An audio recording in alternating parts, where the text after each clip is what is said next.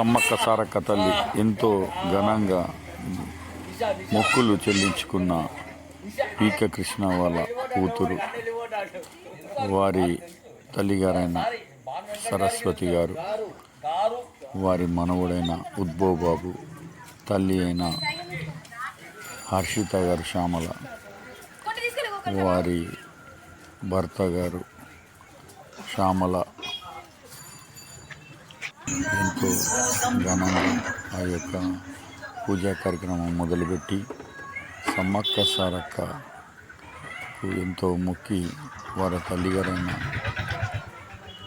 హర్షవ తల్లిగారైన ఎంతో ఘనంగా పూజలు చేసి ఆ యొక్క బెల్లం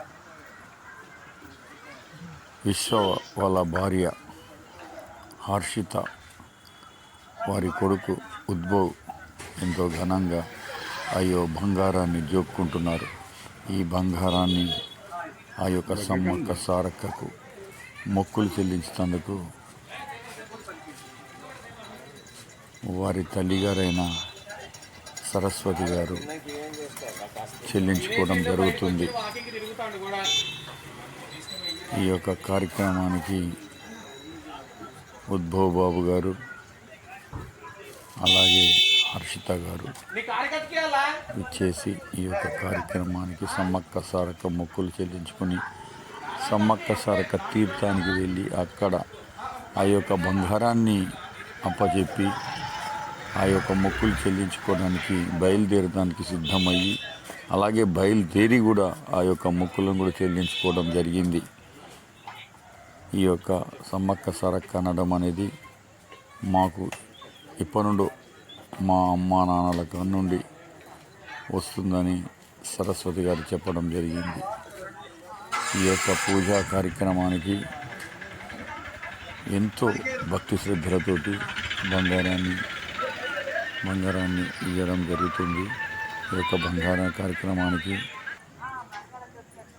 అన్న వాళ్ళ కుటుంబ సభ్యులందరూ కూడా విచ్చేసి ఆ యొక్క కారులో సమ్మక్క సారక్కకు బయలుదేరడానికి సిద్ధపడుతున్నారు. చాలా సంతోషంగా హ్యాపీగా ఎంతో వైభవంగా ఈ యొక్క బంగారాన్ని తీసుకోబోతున్నారు. కాబట్టి ఈ బంగారాన్ని అంటే ఆ బంగారం అంటే ఆ సమ్మక్క సారక్క తల్లికి ఎంతో వనదేవతలకు ఆ యొక్క పైడిద్దరాజు, జంపన్నవాగు ఇట్లాంటి దేవతలు వనదేవతలు వాళ్ళు దైవ స్వరూపాలు, దైవాలు అంటే ఏదైనా సరే కనకదుర్గ అవతారాలు ఇవన్నీ. కాబట్టి ఈ యొక్క పూజా కార్యక్రమాన్ని చేసుకొని ఇలాగ చేసుకుంటారు. బెల్లాన్ని మొక్కుకొని ప్రజలందరికీ కూడా అందరూ కూడా ఇదని కాదు, తెలంగాణ ప్రజలందరూ కూడా ఇలా బంగారాన్ని జోక్కొని తీసుకువెళ్ళి అక్కడ మొక్కులు చెల్లించుకుంటారు. ఎన్ని కేజీలు అయితే ఎంత అయితే ఎన్ని డబ్బులు అయితే కూడా ఇస్తారు. ఆ యొక్క సేట్లు కూడా ఈ యొక్క కార్యక్రమానికి ఆ యొక్క పూజలు సమ్మక్క జాతర